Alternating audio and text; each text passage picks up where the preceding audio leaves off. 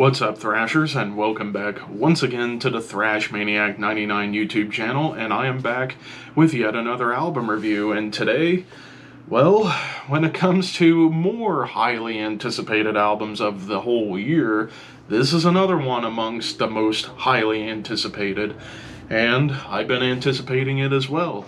I am talking about the latest offering from Coroner, Dissonance Theory.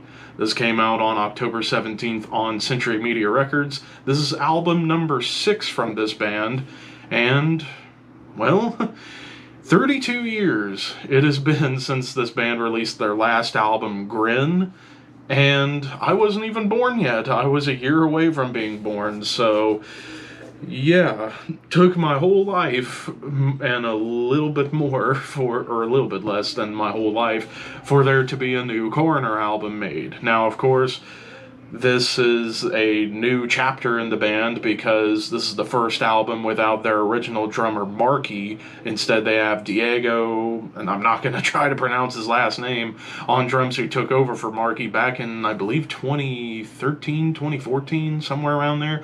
But the other two main head honchos of the band, Ron Royce, vocalist and bassist, and guitarist extraordinaire Tommy T. Barron, are there, and, well, yeah, needless to say, we've been eager for this one for quite a long time because there were rumblings of a new album as far back as like 2016.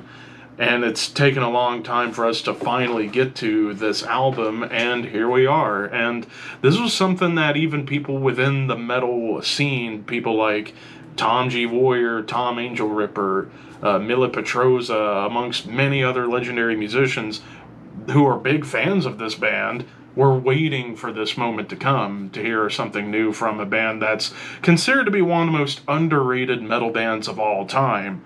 So for those who don't know, this is a Swiss-based, I guess you could call them progressive thrash metal, technical thrash metal, kind of somewhere in that middle ground of both.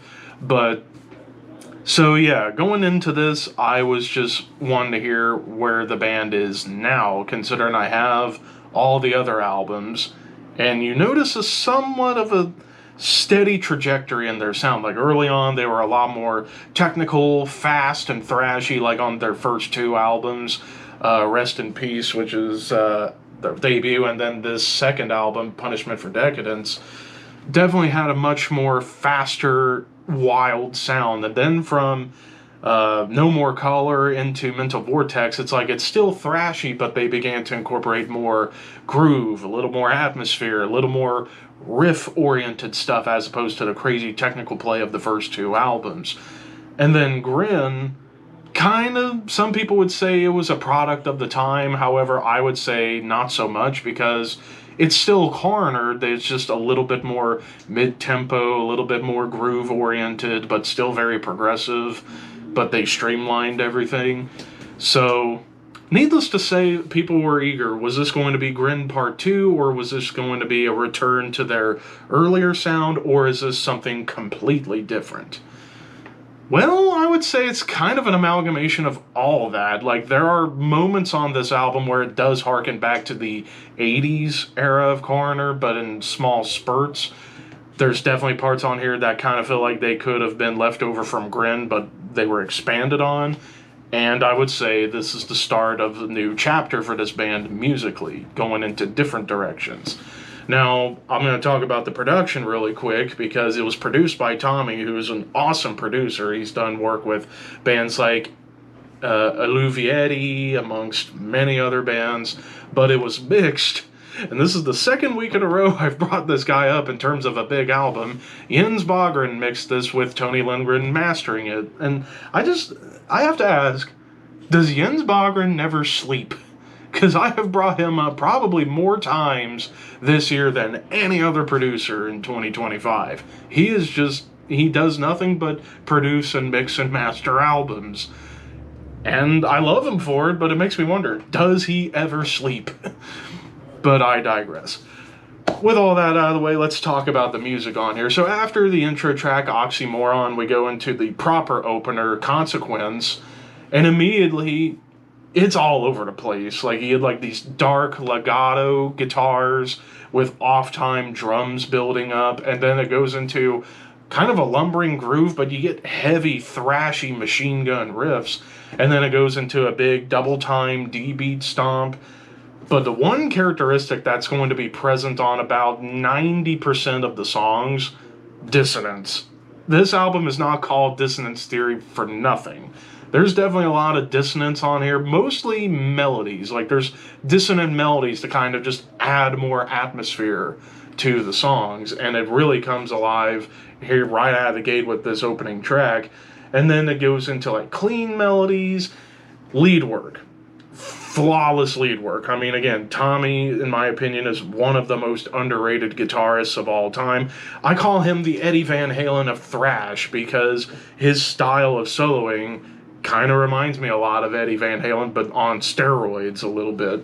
And what I really appreciate about his lead work on this album is the fact that he'll record two guitars to add harmonies to the leads, because he's the only player in the band, but he adds these really cool harmonies on top of everything that's going on to make it sound like there's more than three people in the band.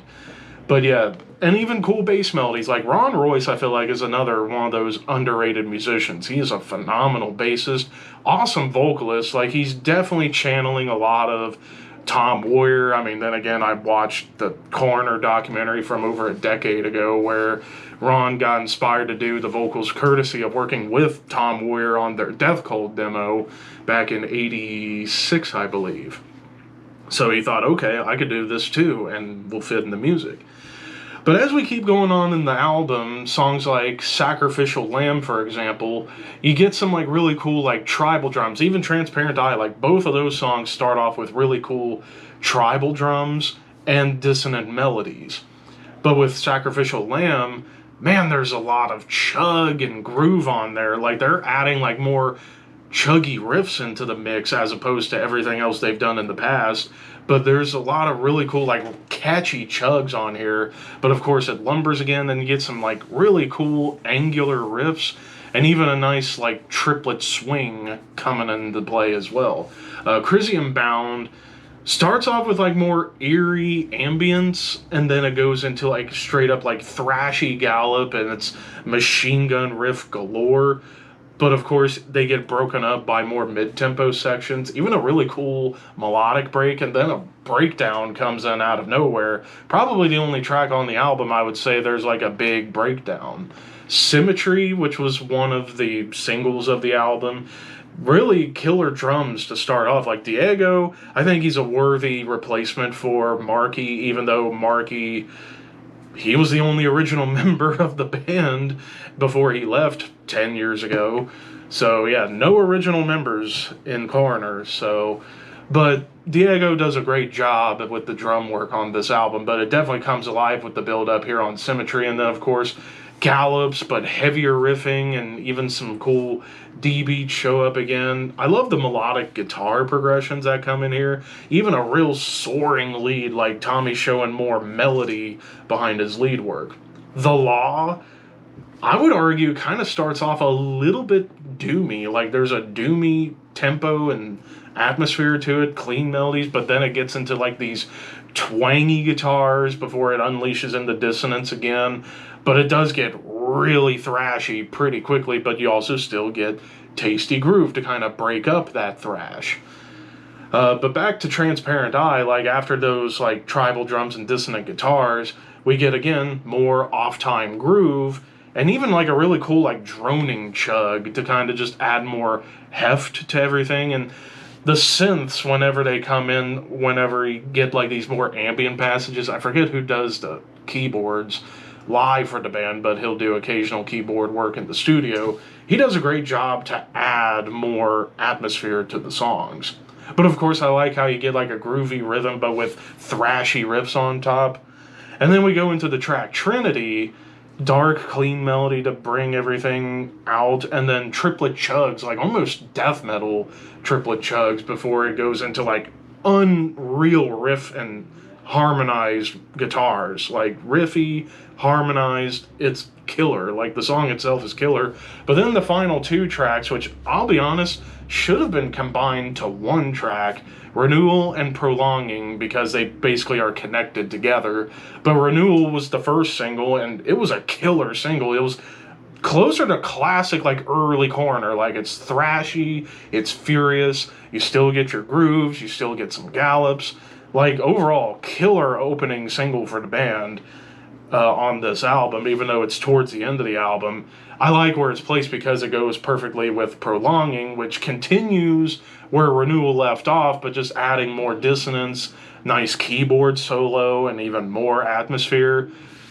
And that's how we bring this album to a close. So the big thing for sure is that they're definitely pushing more towards progressive metal as opposed to, like, just continuing on to their, like, they're not going to make a second, Punishment for Decadence or No More Color or Mental Vortex or anything.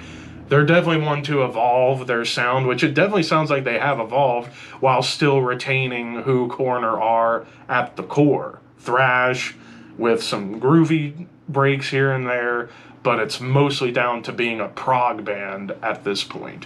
Because there's even some, like, Rush moments that come in here and there on the album with some of the melodies and the, like, cool riff changes, or hell, even, like, late 70s Yes, you could argue, even King Crimson. Like, there's definitely moments of, like, old school prog on here in terms of the structuring, not so much in the tone, but in the structuring of the songs and the songwriting.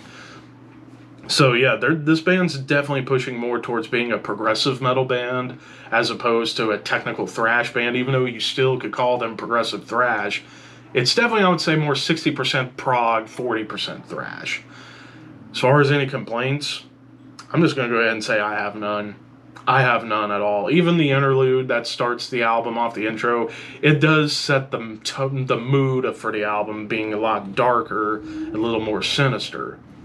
So for the second week in a row, opening review, it's getting a 5 out of 5. This is a phenomenal comeback. Definitely worth the wait for sure. And I look forward to picking this up on CD. Although I'll say I wish I could have gotten a hold of the media book edition, because that comes with the Death Cult demo from '86.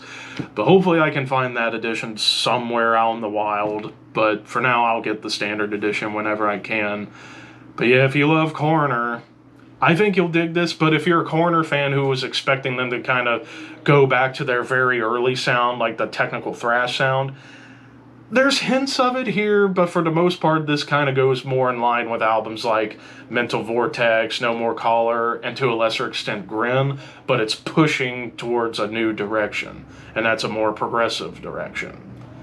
But I'd still say check this out. This is phenomenal. But of course, those are just my opinions. What did you guys think? Let me know in the comments below, and don't forget to like, comment, share, subscribe, all that fun stuff.